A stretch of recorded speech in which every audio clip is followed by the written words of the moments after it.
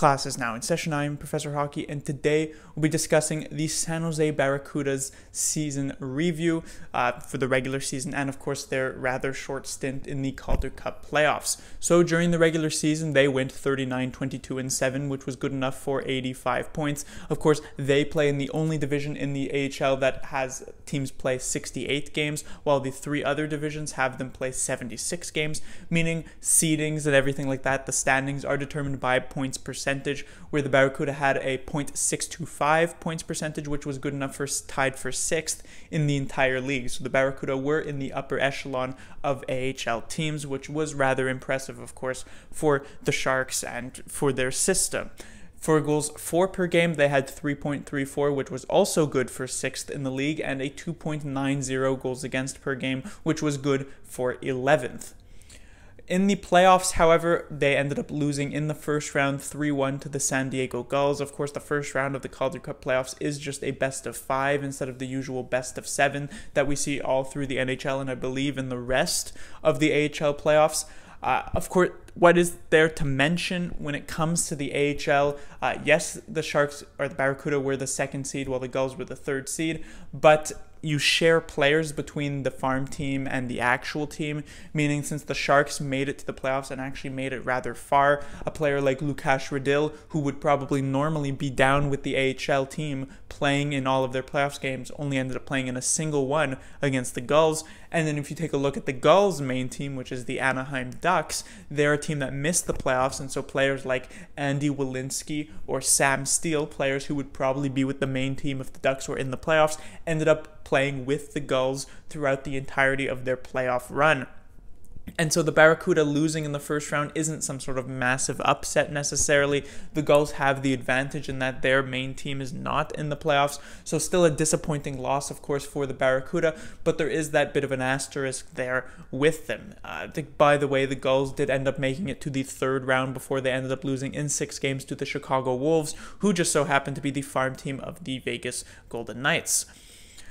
For the offensive contributors for the Barracuda this season, Alexander True led the way, a centerman for the Sharks, I think, or for the Barracuda, age 21 or 22 or something like that. I believe he's a rookie of the AHL, 68 games played, so the full season, 24 goals, 31 assists for 55 points. Rather impressive season for True.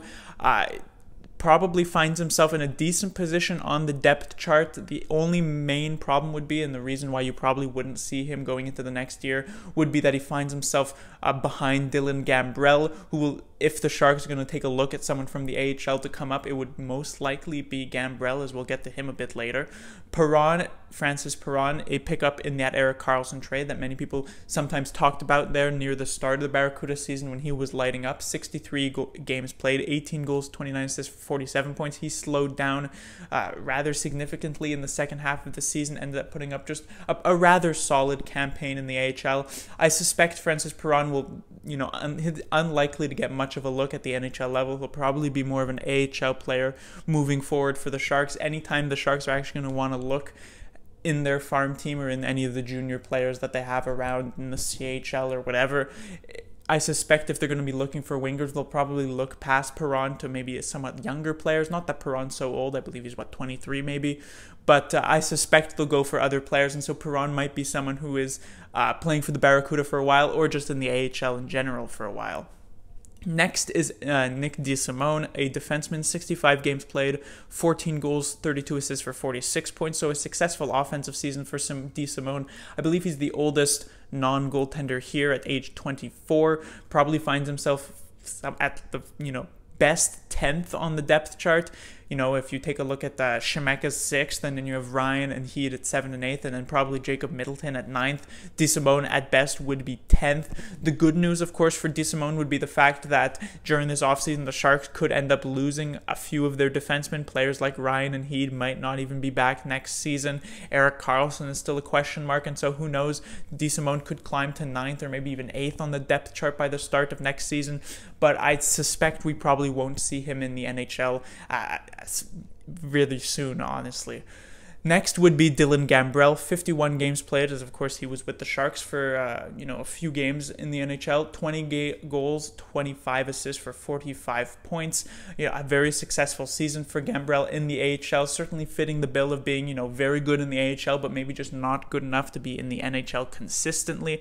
I suspect at the start of next season, he's going to get a very good look. Of course, he was the only player to score a goal in that Game 6 for the Sharks in the Western Conference Finals. So with how the Sharks are going to be dealing with a cap crunch during this offseason, and maybe some players who were on the main squad will be unloaded or not re-signed or anything like that, Gambrell could very well end up on a fourth line being the center there by next season, and because of his performance in the AHL, should give the Sharks confidence that he could fill that role. Next is Jaden Halbegowitz, 64 games played, 13 goals, 22 assists for 35 points, a rookie for the AHL. This was a player the Sharks signed out of the WHL as an overager. He had scored over 70 goals, so I guess there was a chance to be taken there. A pretty decent first season as a rookie in the AHL, a player who there wasn't much expected of him coming in. He's a shorter player and everything like that, but he is naturally a scorer, so I suspect he will definitely be in the AHL next season. I suspect he'll probably be in the AHL for a couple of seasons, but who knows, it could potentially pay off for the Sharks. It's not a huge cost to really keep him here. And finally, Kyle Wood, a defenseman, 68 games played, 6 goals, 29 assists for 35 points. If Nick DeSimone is minimum 10th on the depth chart, Wood is probably minimum 11th. I don't suspect Wood will ever find time with the San Jose Sharks. I suspect he'll probably be an AHL kind of guy for most of his career. Maybe he'll get a break somewhere else, but I doubt it would be with the Sharks. Still a pretty successful season with the Barracuda. Onto the goaltending, Coronar leading the way, 34 games played, 23 wins, a 2.54 GAA, and a .911 save percentage. A decent season for Coronar. He started off very well. He sort of fell off in the latter half, as did the Barracuda as a team somewhat. I mentioned Perron as well. So his stats ended up being mostly decent. Of course, the AHL as a whole have slightly higher goal scoring than the NHL, so you would suspect that the average goalie stats would be slightly lower. So Coronar somewhat falls in line with that. So still a pretty solid season, especially for an AHL rookie at the age of 20 or 21, which is normally the age at which a very, very good, highly touted goaltending prospect would break into the NHL. But for others, for other goaltenders who maybe don't have massive hype around them, it's probably more around the age of 23. So for instance, Jordan Binnington, I believe, broke into the NHL this year at age 23. So Coronar still certainly has time to develop. Next is Bibeau. 35 games played, 16 wins, 2.89 GA, and a .904 save percentage. Bibeau also a player who's probably just going to be a long-time AHL goaltender. I suspect he won't get much higher than that. I believe he's age 25, which would put him the oldest player on this board. The reason why Coronar has 34 games and Bibeau has 35, which together is 69, which is one more games played than the Barracuda actually played on the season. I suspect it was probably something along the lines that, let's say Bibeau was in nets, gave up 3 goals, got pulled, Coronar came in, the Barracuda caught up, made it 4-3 for them, and then Coronar led in the goal to get it tied up and then lost 5-4 in overtime or something, so it counted as both of them playing a game. I think that's how the rules work, so I suspect something like that went down, but these are the stats that were given on the AHL website, so it's what I'm going with. But when we take a look at what would be moving forward, which players might challenge for a spot on the Sharks, as I said, Dylan Gambrell would be the most likely candidate. I would say Alexander True potentially has a chance as well. We saw Shemek leapfrog over both Joachim Ryan and Tim Heed by, the first quarter of the season to actually be a top 6 defender for the Sharks, so it's technically a possibility for someone like True to be able to do that to Dylan Gambrell.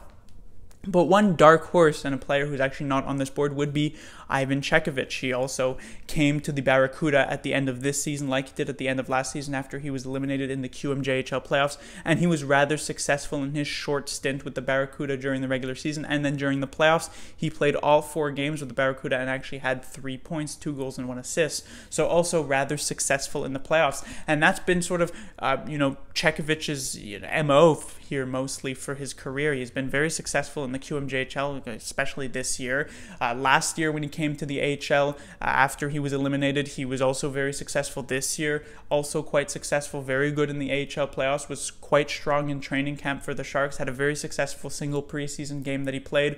So I'm going to be very interested. I'm going to be keeping an eye on Chekovich, what he's able to do in next year's training camp. I suspect he'll start the season in the AHL unless something is really impressive. He's eligible to be in the AHL now unless he goes back to the QMJHL as an overager, which I would highly doubt. I suspect he will be with the Barracuda, and it's possible that he could even make a push to be with the Sharks. Now, of course, unlike Gambrell, Chekovich isn't probably a player you want to stick on your fourth line, and you'd rather him get actual strong ice time with the Barracuda unless you're going to put him in, let's say, a top 9 position to succeed. But it's technically possible. As I said, Chekovich has succeeded at basically every level he's been at in juniors, the AHL playoffs, preseason. All it takes is for him to get a chance in the NHL, and I'd like to believe at the very least that he could potentially shine there as well. Class dismissed.